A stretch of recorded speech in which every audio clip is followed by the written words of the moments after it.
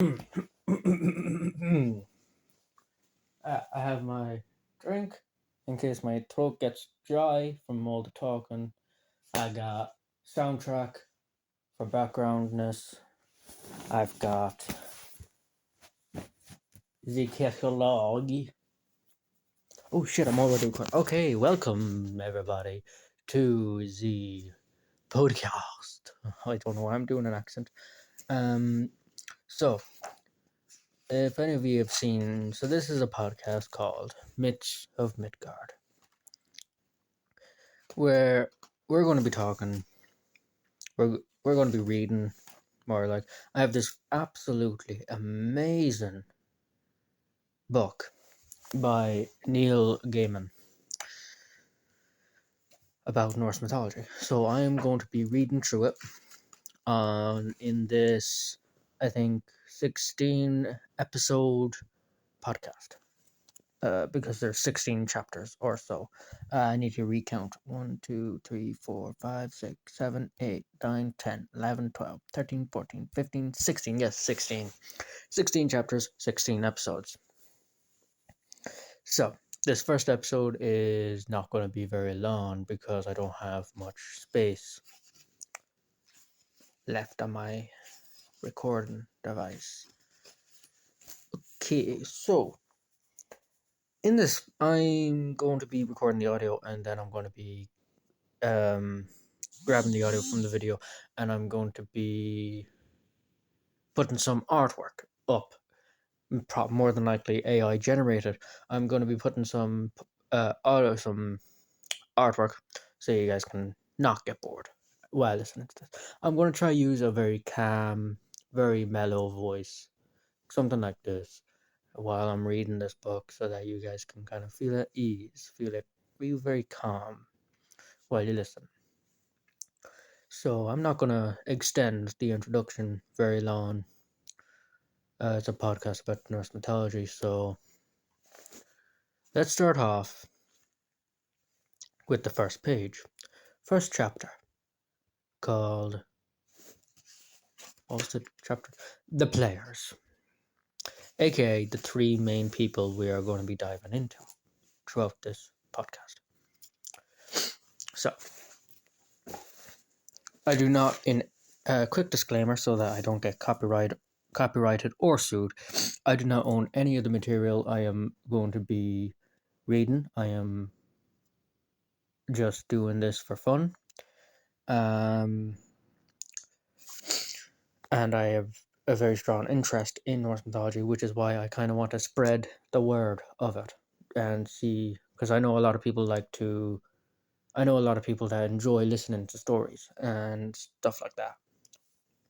So I figured, why not create a podcast of stories? And I love talking about Norse mythology, so what better thing to do than read a book, record it, and put it out for people who want to learn more about Norse mythology, or anything like that. So, we're going to start off in 3, 2, 1. Many gods and goddesses are named in Norse mythology. You will meet quite a few of them in these pages. Most of the stories we have, however, concern two gods, Odin and his son Thor, and Odin's blood brother, a giant's son called Loki, who lives with the Aesir in Asgard. We start off with Odin. The highest and the oldest of all the gods is Odin. Odin knows many secrets. He gave an eye for wisdom, more than that, for knowledge of runes and for power. He sacrificed himself to himself. He hung from the world tree, Yggdrasil, hung there for 9 nights. His side was pierced by the point of a spear, which, oh shit, I forgot about the background music. Motherfucker. Ugh, fucking ADHD. Okay, now we can start. It's good enough. Okay, Nordic background music. Where was it? Point of a spear which wounded him gravely. The winds clutched at him. I'm not even going to attempt to say this word. It's Buffeted. Buffeted his body as it hung. Nothing did he eat for 9 days or 9 nights, nothing did he drink. He was alone there in pain, the light of his life slowly going out. He was cold, in agony, and on the point of death when his sacrifice bore dark fruit. In the ecstasy of his agony he looked down, and the runes were revealed to him. He knew them, and understood them, and their power. The rope broke then, and he fell, screaming from the tree. Now he understood magic. Now the world was his to control. Odin has many names.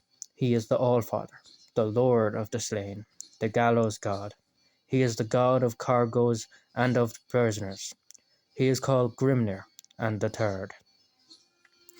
He has different names in every country, for he is worshipped in different forms and in many tongues, but it is always Odin they worship. He travels from place to place in the skies, to see the world as people see it. When he walks among us, he does so as a tall man, wearing a cloak and hat. He has two ravens whom he calls Hugin and Munin, which mean thought and memory. These birds fly back and forth across the world, seeking news and bringing Odin all the knowledge of things. They perch on his shoulder and whisper into his ears when he sits on his high throne at Hildiska Jafar. I don't know how to say that. Hlidskjalf. He observes all things, wherever they may be. Nothing can be hidden from him. He brought war into the world. Battles are begun by throwing a spear at the hostile army, dedicating the battle and its deaths to Odin. If you survive in battle, it is with Odin's grace, and if you fall, it is because he has betrayed you. If you fall bravely in war, the Valkyries, beautiful battle maidens who collect the souls of the noble dead, will take you and bring you to the hall known as Valhalla. He will be waiting for you in Valhalla, and there you will drink and fight and feast and battle with Odin as your leader. And then we move on to Thor, Odin's son. Thor, Odin's son, is a thunderer. He is straightforward where his father Odin is cunning, good-natured where his father is devious. Huge he is, and red-bearded, and strong, by far the strongest of all the gods. His might is increased by his belt of strength, Midgard. When he wears it, his strength is doubled. Thor's weapon Mjolnir, a remarkable hammer, forged for him by dwarfs. Its story you will learn. Trolls and frost giants and mountain giants all tremble when they see Mjolnir, for it has killed so many of their brothers and friends. Thor wears iron gloves which help him to grip the hammer shaft. Thor's mother was Jord, the earth goddess. Thor's sons are Modi, the angry, and Magni, the strong. Thor's daughter is Thrud, the powerful. His wife is Sif, of the golden hair. She had a son, Uller, before she married Thor, and Thor is Uller's stepfather. Uller is a god who hunts with bow and with arrows, and he is the god with skies. Thor is the defender of Asgard and of Midgard. There are many stories about Thor and his adventures. You will encounter some of them here. And on swiftly we move to my personal favorite god, Loki. Loki is very handsome. He is plausible, convincing, likable, and far and away the most wily, wily? Wily. I don't know how to say the word. Subtle and shrewd of all the inhabitants of Asgard. It is a pity, then, that there is so much darkness inside him, so much anger, so much envy, so much lust. Loki is the son of Laufey, who is also known as Nal, or Needle, because he was slim and beautiful and sharp. His father was said to be Farboti, a giant. His name means he who strikes dangerous blows, and Farbuti was as dangerous as his name. Loki walks in the sky with his shoes that fly. That rhymed. And he can transform his shape so he looks like other people or change into animal form. But his real weapon is his mind. He is more cunning, subtler, trickier than any god or giant. Not even Odin is as cunning as Loki. Loki is Odin's blood brother. The other gods do not know when Loki came to Asgard or how. He is Thor's friend and Thor's betrayer. He is tolerated by the gods, perhaps because his stratagems and plans save them as often as they get them into trouble. Loki makes the world more interesting but less safe. He is the father of monsters, the author of woes, the sly god. Loki drinks too much, and he cannot guard his words, or his thoughts, or his deeds when he drinks. Loki and his children will be there for Ragnarok, and the end of everything. And it will not be on the side of the gods of Asgard that they will fight. And here we move to the next chapter. Before the beginning and after. So, if you made it this far, kick back, put your feet up, grab some popcorn and a drink. Drink a beer too if you want. It's going to be a long one, I feel like. Oh no, it's only going to be 3 pages for this episode. And don't be shy to subscribe or like. It's free, and you can always cash in the receipt, if that makes sense. Anyways, I'm gonna carry on. Before the beginning, there was nothing. No earth, no heavens, no stars, no sky. Only the mist world, formless and shapeless, and the fire world, always burning. To the north was Niflheim, the dark world. Here elven poisonous rivers cut through the mist, each springing from the same well at the centre of it all, the roaring maelstrom called Hivergelmer. Niflheim was colder than cold, and the murky mist that cloaked everything hung heavily. The skies were hidden by mist, and the ground was clouded by the chilly fog. To the south was Muspel. Muspel was fire. Everything there glowed and burned. Muspel was light, where Niflheim was grey. Molten lava, where the mist world was frozen. The land was aflame with the roaring heat of a blacksmith's fire. There was no solid earth, no sky. Nothing but sparks and spurting heat. Molten rocks and burning embers. In Muspel, you know what? Fuck it. I'm calling Muspelheim. Because it's easier to say, okay? In Muspelheim, at the edge of the flame, where the mist burns into light, where the land ends, stood Surtur, who existed before the gods. He stands there now. He holds a flaming sword, and the bubbling lava and the freezing mist are as one to him. It is said that at Ragnarok, which is the end of the world, and only then, Surtur will leave his station. He will go forth from Muspelheim with his flaming sword and burn the world with fire. And one by one, the gods will fall before him. Between Muspel and Niflheim was a void, an empty place of nothingness, without form. The rivers of the mist world, English, the rivers of the mist world flowed into the void, which was called, say what now? Ginnungagap. Pav, the baby is trying to learn English. Ginnungagap. I'm not joking, that's how you say it, I think. Gin, noon, gag, app. Ginnungagap. Fuck me, I can't say it right. G-I, you know what? Whoever's listening to this, you try say it. Ginnungagap.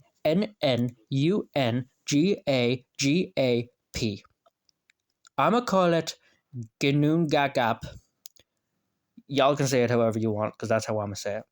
Ginnungagap, the yawning gap. Over time, beyond measures, these poisoned rivers in the region between fire and mist slowly solidified into huge glaciers. The ice in the north of the void was covered in frozen fog and pellets of hail. But to the south, where the glaciers reached the land of the fire, the embers and the sparks from Muspel met the ice. Oh my god, excuse me. My god, my bad. I lost my point of The sparks from Muspel met the ice, and the warm winds from the flame lands made the air above the ice as gentle and as comfortable as a spring day. Also, if you haven't noticed already, I'm not a professional, alright? I'm just reading a book in a low voice, alright? So, have fun listening to me fuck up a bunch of pronunciations of words. I don't know. Where the ice and the fire met, the ice melted, and in the melting waters life appeared. The likeness of a person bigger than worlds, huger than any giant there will be or has ever been. This was neither male nor was it female, but was both at the same time. This creature was the ancestor of all the giants, and it called itself Ymir.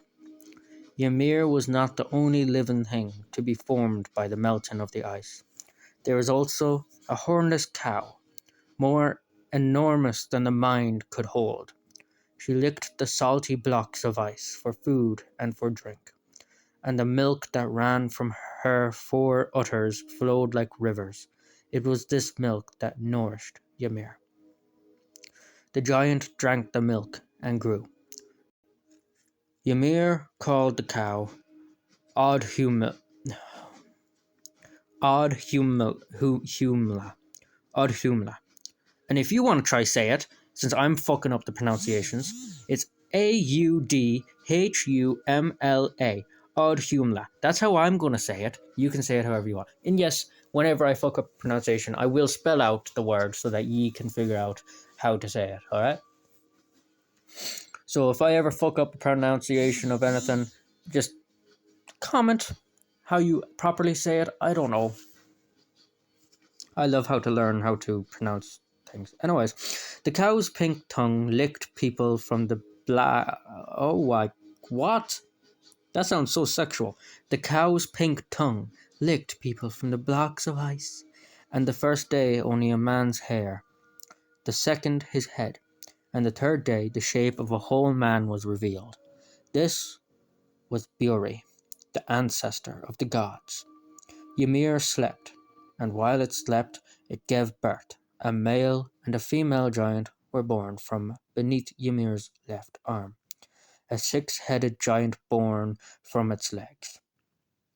From these, Ymir's children, all giants, are descended. Buri took a wife from among these giants, and they had a son, whom they called Bor. Bor married Bestla, daughter of a giant, and together they had 3 sons, Odin, Vili, and Ve. Odin and Vili and Ve, the 3 sons of Bor, grew into manhood. They saw as they grew, far off, the flames of Muspel and the darkness of Niflheim. But they knew that each place would be death to them. The brothers were trapped forever in Ginnungagap, the vast gap between the fire and the mist. They might as well have been nowhere. There was no sea and no sand, no grass, no rocks, nor soil, no trees, no sky, no stars. There was no world, no heaven, and no earth at that time. The gap was nowhere, and only an empty place waiting to be filled with life and with existence. It was time for the creation of everything. Ve and Vili and Odin looked at each other and spoke of what was needful to do. There in the void of Ginnungagap, They spoke of the universe and of life and of the future. And I know goddamn well that I'm saying Ginnungap incorrectly. Ginnungap. That's how I'm going to say it from now on. Ginnungap. Because it sounds more like it's sick. Because Ginnungap sounds like it sounds better than Ginnungagap. Ginnungap. Okay. Odin and Vili and Ve killed the giant Ymir. It had to be done.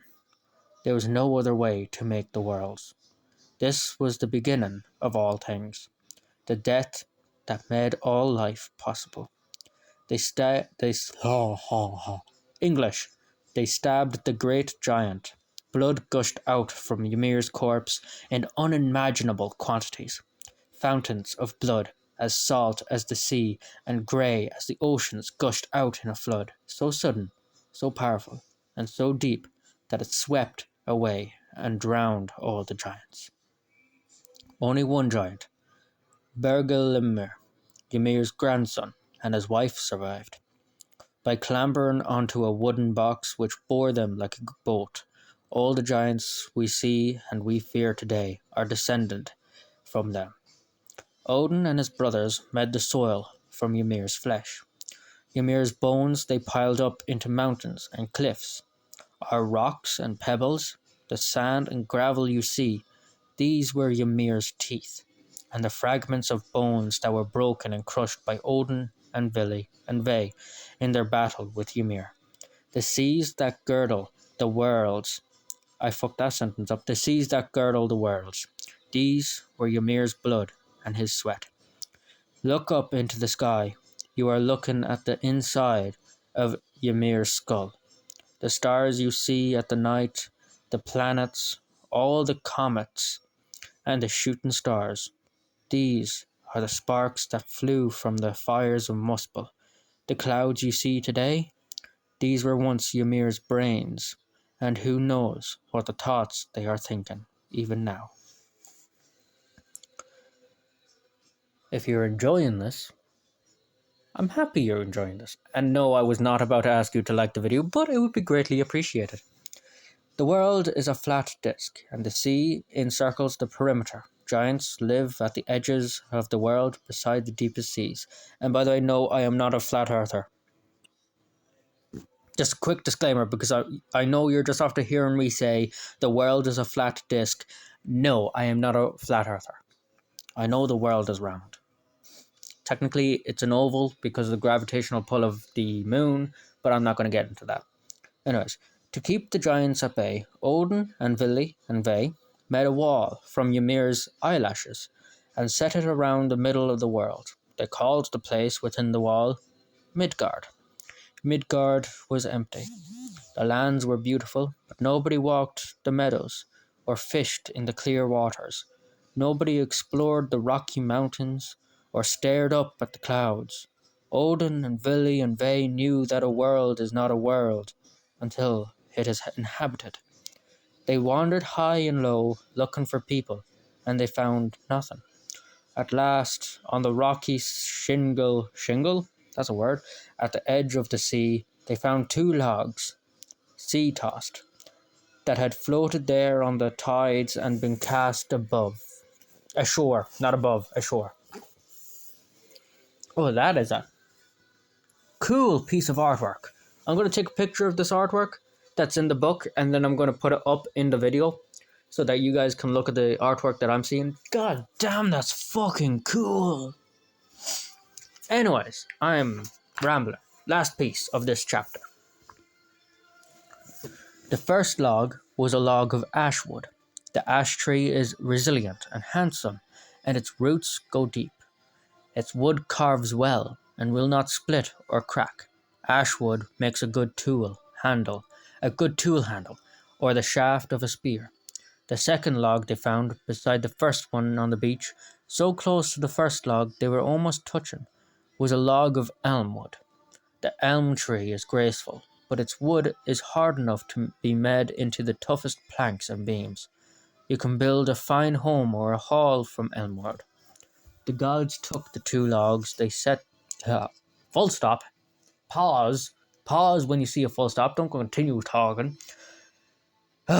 There's going to be so much editing. Either that or I'm just going to keep the whole thing. You know what? I'm keeping the mistakes in the podcast. It's going to give it more characteristics. The gods took the two logs. They set the logs so they were upright on the sand, the height of people.